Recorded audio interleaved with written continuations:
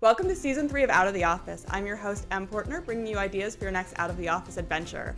We're in our third season now of the podcast and entering my favorite season of fall. And so on this month's episode of Out of the Office, we have Alex North and Anna Jones from Parks, Recreation, and Tourism on to talk about all our fall programming and fall events. So welcome back to the podcast, y'all. Hi, thank you. Excited to be here. It's hard to believe we're already in Season 3. Season 3. Clearly designated seasons that were well thought of ahead of time and not just me deciding at random. It's perfect. Yeah. Thankfully no host change for Season 3 like we did between 1 and 2. So You made it. survived. She Still survived. here. So I'm a stickler that it's technically not fall yet, but it's definitely fall vibes, fall weather, pumpkin spice lattes.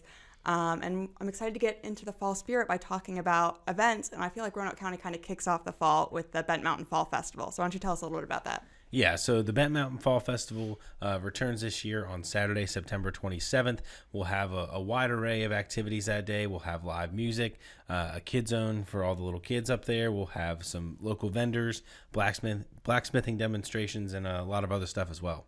Okay, what sort of vendors are you going to have? What do you have for the kids? What are people looking forward to? Yeah, so from the vendor aspect, we'll have some local artisans and some local farms, selling their goods and handmade items. So that'll be a hit as always.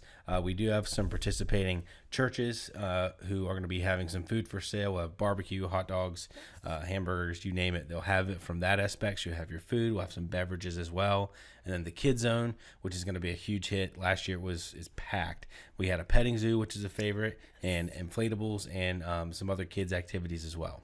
Yeah, I feel like anytime you bring inflatables, like the kids are on them. The line. Yeah. And then we also have a cornhole tournament, which is taking place. You can register online in advance to reserve your spot at the Brambleton Center's webpage, or you can register that morning at 10 a.m. So that kicks off a little bit before the event itself actually gets in the swing of things at 11 o'clock. So it's going to be a great day for us to welcome fall to Roanoke County. Yeah, cornhole will be fun. I feel like, cornhole's gotten to be this big competitive thing. So now to have a cornhole event at a fall event for Roanoke County should be fun. Yeah, it'll be great. And for folks who want to learn more, then go to RoanokeCountyParks.com/events and check out more information for the Bent Mountain Fall Festival. Free admission. Just get there early to get a parking spot and enjoy a fun day up at Bent Mountain. Yeah. Do you have a favorite part of the event? I would say we're going to take the kiddos this year. We'll see how that goes. I don't know how the inflatables will go. Yeah. My son's not the biggest fan of those, but I think we'll try the petting zoo. Okay. We live near a horse farm that has a bunch of animals over in Vinton, and he likes those from a distance. So we'll see how that goes this year. Yeah, that'll be cute. And I know our chairman David Radford was already pitching that to get people out. So there's a chance you could see him up there too. So yeah, it's definitely a great event for those in South Roanoke County. But Bent Mountain's really a great place for folks to go all year round, support some local businesses, and they got a restaurant or two up there, and it's really great. So we're looking forward to having that event again this year. Yeah, and it may seem like a drive to get up that mountain, but it's a beautiful drive, and you can take the parkway up. So any excuse to take the parkway, right? Yeah, it's really great. So we're looking forward to that coming up on Saturday, the 27th. Great. And now another staple for the area for fall is Go Fest, and Explore Park will return as the Adventure Outpost this year. So how excited are you for that? I'm really excited. Our team's getting ready and geared up because, we actually started setting Illuminates up a few weeks ago, but now we're also getting ready for Go Fest. So two of the more popular events in the region going on somewhat at the same time, I guess you could say. But it's great because, and Anna, you can speak to this as well. Go Fest is such a well-known event for our region and, really the Mid-Atlantic. And it's great for folks to be able to come out to Explore Park and feature and get to see the Adventure Outpost as well as the base camp downtown. Yeah, absolutely. I think people just start to look forward to it this time of year. It's like, well, when's Go Fest? What weekend is that? And try to pick your schedule, what day you want to go, or all the days. Yeah. So. Yeah, that's one of my favorite things about Go Fest is if you go onto their website, it's like they have the full schedule and you can mark your favorite events and basically make yourself a little program of everything you want to go see. That's awesome. And it's great because I was looking at it the other day and, if you go to the schedules page, you click each day, you can click by your topic, subject, or you can actually see what's just going on at Explore Park by clicking the Adventure Outpost tab on the left. So really easy to use and figure out what all's going on that day. Yeah. So how was the turnout last year out at Explore Park? Yeah. So last year we had over 3,000 people attend out at the Adventure Outpost portion of GoFest, and it was really great to see, you know, all the families and all the individuals, you know, from all over the region attend the event. Now you can get there by car if you take the Parkway or come up Rutroff Road from downtown, or we will have shuttles again operating from the base camp downtown up to Explore Park. So it's going to be great. So, you know, there's really no excuse not to go from downtown up to Explore Park. So I know a lot of people utilize the shuttle to get there. And then as far as the activities and stuff we have, there's a few new activities going on. We have River Tube Ring Toss, which think of that as like a giant version of ring toss as a kid. So we'll have some traffic cones out with some different river tubes, and you can chuck them and try to win some prizes there. And then we'll also have some water safety sessions, so you can learn a little bit about water safety from some of our programmers, and learn about, you know, trip prep, life jackets, and different things to know before you go. And we'll have some demonstrations and hands-on activities there for you to, you know, get geared up, or, you know, learn a little bit more before you head out on the water. Yeah, that's exciting. It's good to hear some new programming out there. And I saw on Facebook earlier this week that camping's returning as well. Yes. Yeah, camping sites are available to register online for GoFest out at Explore Park. We were almost full last year, which was great to see. And, you know, campsites are available to book online. So if you go online to the GoFest webpage or to RoanokeCountyParks.com and look up the GoFest tab, you can go find out more information about the event. But for camping specifically, we have 60 spots. It's a 15-foot by 10-foot spot. Bring your own gear, and then your registration is for up to 4 people in 2 tents. So it's really great for folks to get out there, do some primitive camping out at the park under the stars, and, you know, the beautiful landscape out there. And it's great because registration's open, and you really don't have to leave the park that weekend. But even if you do want to go downtown to the base camp, you can, as we mentioned earlier, hop on the shuttle, go downtown, and come back out to Explore Park to stay for the weekend. Yeah, and that's a nice little like camping staycation, because it's like people don't always realize like Explore Park's less than 15 minutes from downtown. So it's like, you know, you're in the city and you want to get out like camping, but you don't want to, you know, go a couple hours up the highway to somewhere a little more like remote seeming. Explore Park's remote, but it's close, which is lovely. So. Yeah, it's really great. So you got a lot of good camping options there. And even if you don't want to do the primitive camping, Don's Cabin still has some spots available for that weekend as well. So you got multiple options for overnight accommodations there. And then as far as the activities that are returning, the Air Dogs, the Ultimate Air Dogs are returning to Explore Park, presented by Member One. So that's a really big draw. That's what gets a lot of people out to the park. Right when you come in off the Parkway, it's up there in the courtyard area right when you come in, so you can't miss it. That'll be really fun. That was my first time seeing them last year, and it was really, really cool to see. Epic's definitely a great word to describe that. We'll also have live music. We're still working out some details with that at the Twin Creeks Brew Pub Tavern Stage area. We'll have Treetop Quest going on all weekend, as that's one of the last weekends for the fall for Treetop Quest, but we'll also have an additional Twilight Zipline experience that night on Saturday the 18th, so you can zip during the day or during the night. And then we'll have some bike demonstrations like we had last year, and then there will be some other outdoor vendors and local vendors as well throughout the weekend. So it's going to be great for us to have hopefully more than 3,000, maybe 4,000 or 5,000 folks out at the park over that weekend. Yeah, I got to build it every year. Absolutely. Yeah, for sure. We're looking forward to it. Yeah. Do you have a favorite thing from GoFest, like that you've done in the past? Either I'll allow you to do downtown if you'd like, but at downtown or at Explore Park. Yeah, I know. Back in the day when it was down at River's Edge, it was really cool because we as a department had some, you know, activities there as well, and it was really cool just seeing all the vendors out down at the field downtown before they moved to downtown. So that's always kind of, you know, special place in your heart and your memories there. But, you know, I think the Air Dogs is one of the cooler things. You can't always see that, you know, at really any festival. So I think the Air Dogs is one of my favorites, especially coming up at Explore Park. Yeah, I think it's neat how it kind of transitions from day to night with the live music and just that relaxing atmosphere. I love that it's like a full day event, and you can kind of show up at any time, and there's always something going on. And the fact that when you're downtown, it's pretty walkable and pretty, you know, tight area that you're able to, you know, traverse between activities during the day and night. It's really cool as well. For sure, yeah. Yes, gotta check out GoFest, do all the things, cram your schedule full every day. Yes. Yeah.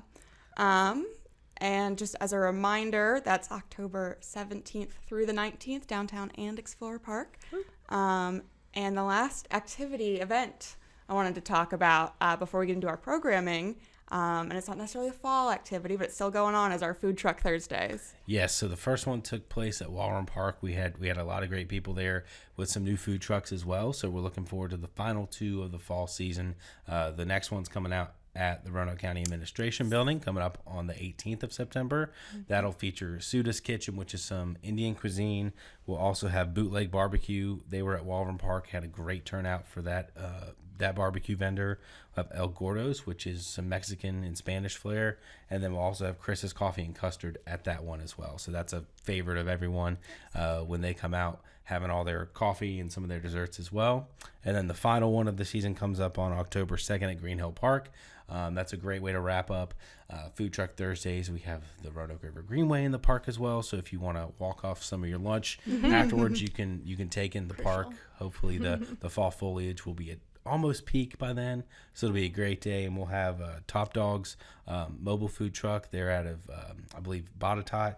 And then we have Empanada Nirvana, Peter's Family Concessions, and Get Glazed with their donuts. So it's going to be awesome. Yeah. And the one that's coming up in a few days after this podcast releases at the RCAC, there will be a bonus photo opportunity there. Ooh. So stay tuned. Stay Sounds tuned. exciting. It's something that I'm sure everyone will love to see. And so if you come by, you can get great food, get a great photo, share it all over the internet. I'll be there. Yeah. Done. Yeah, I was about to say, I work there, so I'll be there. I think all 3 of us will be Yeah, there. I think we'll make it. Yeah. If you want to see your 3 favorite podcast personalities, we'll be there. Great. And I kind of mentioned this, but we have fall programming at the Brambleton Center.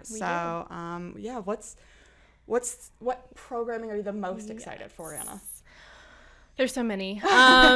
We have a lot going on this fall. Registration opened back in August, so we're like really kind of getting into it now. We've got quite a few fall themed art classes coming up that folks can still sign up for, one of which is Falling for Drawing. So that's drawing leaves and foliage, of course, with great instruction. We also have a spooky paint night coming up at both the Brambleton Center, and we're collaborating with the libraries on some of our fall programs. Oh, nice. So we'll be hosting a spooky paint night at the Glenver Library as well.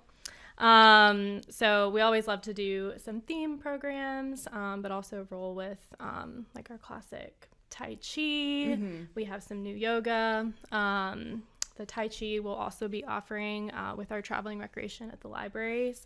We're calling that Try Chi, just as a kind of to welcome folks that maybe haven't done it before. So good way to get people in, so they're don't have to commit to it, but can just get a taste of what this is like. Meet some new people and get warmed up. Yeah. So what's the best program you would say for kids, adults, and the whole family? So we have something new coming up on Friday, October 10th, brand new program called Zombie Prom. It's going to be hosted at the Brambleton Center. And this event is geared towards 6th through 12th graders, but you're welcome to bring a parent or a chaperone.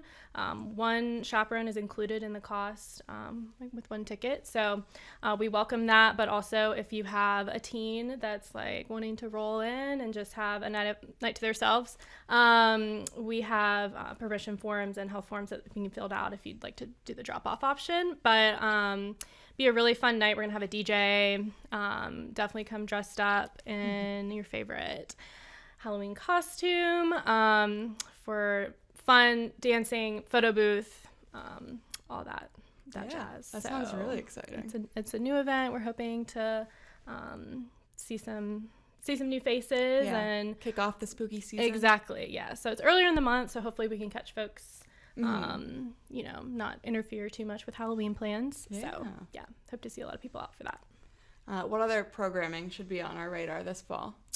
So we also have our yoga classes. We have a brand new instructor starting in September. Really excited. She's teaching a yoga stretch class on Saturdays, as well as a yoga for aging and sensitive bodies. So we're really excited. Her name is Liz. She'll be joining our team. We also have Megan Ware, who I may have mentioned in the past. She teaches far. She'll be back this fall for some of her classes as well. Just trying to keep folks active, moving, motivated throughout the entire year. I think what I'm probably most excited about is our annual craft show. Ooh. So coming up on Saturday, November 1st. Yep. For Saturday in November, you'll always be able to find us at the Brambleton Center. So really looking forward to that. Yeah, good way to get some, for those people that do their Christmas shopping well before Christmas. Yeah. Yes, absolutely. Yeah, we'll have lots of opportunities for gift shopping, but also home decor. We have a lot of returning vendors. So if you've been in the past and there's someone there that you really liked what they sold, chances are you'll be able to find those again. But also sprinkled in, we'll have some new vendors, new items, and that's from 8 to 2. So you can come early and hang out or, spend the day. I'll be there. Yeah. So it should be a good day. Yeah. Any other programming you want to share? Anything else we should know about going on? Let's see. We also have a lot of fall trips coming up for folks that are interested in maybe getting out of town for a day. There's day trips, so typically leave in the morning around 8, back around 7 or 8 p.m. depending. But we're going to be visiting Mount Airy, North Carolina for the Autumn Leaves Festival, as well as the new Buc-ee's in Harrisonburg. So if anyone's looking for an excuse to, there'll be a few other things tied into that, but the selling point is definitely, So if you know anyone that wants to catch a ride to check out the new Buc-ee's, not deal with the traffic. Have you been to Buc-ee's yet? Not this one. I have been to Buc-ee's. Yeah, I've been to 2. Been one in Texas and one in Tennessee. Yeah. And when we were gearing up for our Rec Life for our fall publication, I did a double take, and I called Anna right away. I was like, "You're doing a trip to Buc-ee's?" She's like, "We're gonna try it." So we'll see how it goes. But yeah, we already have a couple of people signed up. It's not till I think October, so we have some time. But yeah, that'll be fun. We have a couple other trips later in November into December as well. Some plays and that sort of thing.